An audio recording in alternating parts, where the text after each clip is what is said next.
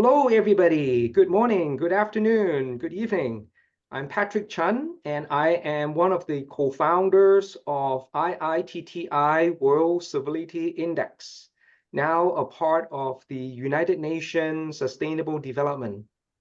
In late 2023, late last year, we joined MIT Presencing Institute, and together we created a new index called the Personal Health Index under the umbrella of the World Civility Index, a component of the World Civility Index. And you may ask, what is this Personal Health Index? It is somewhat similar to a frequent flyer program, but instead of measuring how much a person fly, this personal health index measure how much a person has in terms of effort in taking care of oneself. So the more the person take care of oneself in terms of, for example, exercise, sleep, and diet, the more points they will earn. In the bigger picture, this is something that we can help governments in saving a lot of money in terms of medical expenses. And so without further delay, I'm very happy today we have Dina Tawali from Cairo in helping in coordinating this with Global Peace Let's Talk in the UK. And we have my daughter, kinesiologist, Alison Chun, in talking about the sleep hygiene, the sleep science in that. So thank you very much. And Alison, can you please help in talk about how can we help people in sleeping better? Alison? Yes, Okay, all of thanks for you. the How introduction. can we help people in sleeping better? Listen. Good morning from Vancouver. My name is Alison Chun. I recently graduated from the University of British Columbia, but I actually studied kinesiology, which has nothing to do with sleep science. But I wanted to talk to you about sleep today because I do believe that the consumer mass market is relatively untouched compared to exercise and diet, and it's pretty difficult for businesses to sell quote unquote sleep programs. The only existing products are usually medically related, such as the CPAP for sleep apnea. So we know that in regards to the broader category of the personal health index, these subcategories will be three things: sleep, diet, and exercise. And as you are introduced to more of the mini webinars that we'll be hosting, you might begin to realize that these three topics are much more interconnected than you think. So today I want to specifically highlight why it's so important for adults to get some sleep and to suggest a couple strategies to improve the quality of your sleep. So I think we've all had experience with suboptimal sleep. It makes you feel groggy, you can't make clear decisions, your productivity plummets, and overall you perform more poorly. So those are some of the immediate effects of poor sleep. But what about a little further down the line when you're a bit older and you suffer from long-term sleep deprivation? So many studies have shown that poor sleep is associated with multiple diseases and conditions such as heart disease, obesity, and dementia. So let's address why sleep is so important. So I recently had the privilege of speaking to my former elementary school where I am an alumnus, and I spoke to grade sixes and sevens about sleep as well. I told them all the things that I'll be telling you about, but specifically, I talked about the impact of sleep on their growth. However, our audience here is perhaps a different demographic. All of us, including myself, are not growing the same way that they are. So for adults, I believe it's more appropriate to speak about how important sleep is in regards to our overall health. So firstly, all the systems in our body are able to rest. This is especially important for our cardiovascular system.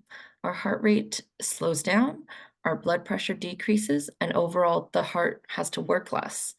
Resting is important for our brain too, as it helps to consolidate learned information. And so This process occurs when we're awake usually. When we're awake and encoding new information, this causes something called synaptic potentiation, and neuronal networks are formed. In other words, the brain creates more connections. And as you may guess, this requires a significant amount of energy. So while we sleep, there is a downscaling or renormalization of these networks. So we're not overstimulated all the time, and we're capable of learning new information when we wake up. As for memory storage, episodic memories, or memories that are uniquely experienced by us, are stored in our hippocampus for long-term storage. There are very specific and complicated processes that occur in your brain to help move this information or experience into pre-existing brain networks, but we won't get into that. Next, sleep is very important for our hormonal cycles, such as ones that help us digest fats at appropriate time, hormones that control hunger, and of course, the hormones we all know that assist with sexual functions, and specifically for women, our menstrual cycles. So these hormones are quite correlated with our sleep cycles and circadian rhythm. And with poor sleep, these hormone cycles are disturbed and can lead to things such as diabetes and menstrual abnormalities. Naturally, this brings us to the question of how much sleep should I be getting? But this is kind of where research does not have a clear conclusion, with some articles talking about different amounts of sleep between men and women, and overall between individuals. According to the Canadian Society of Exercise Physiologists and the NHS National Health Service, an uninterrupted 7 to 9 hours of sleep per night is needed for adults.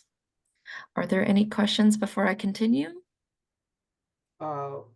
One question here, Allison. In terms of the sleep, would you be talking about what time people should go to bed and what time people should get up? I'll be getting there.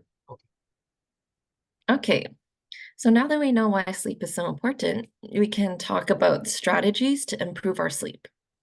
So if we start with our surroundings, I'm sure many of you have heard not to use your electronic devices 2 hours before you sleep. Well, it is because the screens on our electronic devices emit blue light, and I'm not talking about actual blue-colored light. This is in regards to the wavelength of light. So blue wavelengths are more associated with the white lights or LED lights, and they're considered more disruptive because of the increased frequency. And although our eyes can't catch it, LED lights flicker very quickly, causing stress to our eyes. On the other hand, red wavelengths, which is the more candle-like and warm lighting that I'm using right now, is encouraged because of its lower frequency, so it's easier on the eyes, and it's theorized to help with melatonin production, which is a naturally occurring hormone that helps with sleep. Therefore, more exposure to red light and less exposure to blue light before sleeping is recommended. And if you truly must use your phone before you sleep, make sure you use the warm tone settings on your phone that's basically available on all smartphones these days. And you may also be asking where you can find red light. So they're usually emitted from candles and also candle-like lighting, so incandescent light bulbs. So back to our environments, other things you can do to help set up a space that is suitable for sleeping is blackout curtains, as this blocks out a lot of the streetlights and light pollution we get from naturally living in the city. Now, onto some behaviors to improve your sleep. The most important is maintaining your circadian rhythm. And the main takeaway here is that every day of our life is a cycle. We wake up and then we go to sleep. So it's in our best interest to maintain a similar sleep and waking time because this affects our melatonin production, as I mentioned earlier. So melatonin is the hormone that helps promote sleep. So if we're able to go to sleep around the same time every day, melatonin production is also produced around the same time every day, and we're able to sleep around the same time. Another behavior to promote better sleep is limiting snacks before bed to 2 hours before. And I'm sure some of us do have snacks before bed, but perhaps not the most healthy ones, such as chips and candy. And surprisingly, experts are okay with certain foods before sleep, such as tart cherry juice, which contains melatonin, and also nuts, which has healthy amino acids to promote sleep. But I'm pretty sure none of us are actually consuming these things before sleeping. So why are unhealthy snacks Oh, I know it's said in the name unhealthy snacks, but why is it so important that we don't eat it right before sleep? For one, having these high carb snacks may cause acid reflux, and there is always the potential of increased weight gain. But of course, this does depend on what food you're eating and how much you're eating. So experts generally advise that you make your last meal at least 2 hours before you sleep to prevent the potential negative side effects of eating before sleeping. So, as we near the end of my presentation, I just want to leave you all with my main point. I understand it's difficult to get amazing quality sleep every night. Some days we definitely get stressed, or sometimes we have a family event that goes a bit later than expected. There will be days when we slip up and we can't get as much sleep as we need to. But don't worry, our body has mechanisms to help us bounce back from a night of poor sleep. And this is called the resting eye motion rebound, REM rebound, where after a night of poor sleep, our body compensates by increasing the amount of REM sleep duration in the subsequent night of sleep. However, with this in mind, you can catch up on one night of bad sleep, but it's hard to catch up on weeks or months of poor sleep. And I recognize that the REM rebound solution, it may not work for those with sleep disorders, such as insomnia or sleep apnea. And you should absolutely contact your doctor if you have any concerns about this. My point is, as long as we don't actively prolong our episodes of sleep deprivation, it's okay to show yourself some grace. And the purpose of this presentation is not to scare you into making sure you get good sleep, but it's to recognize that good sleep now has both short and long-term benefits, and you do have the power to make the informed decision about your sleep, which contributes greatly to your overall health. So I'll leave it there. Thank you for listening. Oh, thank you. Thank you so much, Allison. I hope that in the future, you can also guide us into talking about, for example, what kind of light fixture we can have in the house to maximize the blue light and so on, and whether being outdoor would be beneficial at certain time of the day. So thank you so much, and I'm checking to look at the chat here. Thank you very much. Thank you very much, Rose, for your compliment.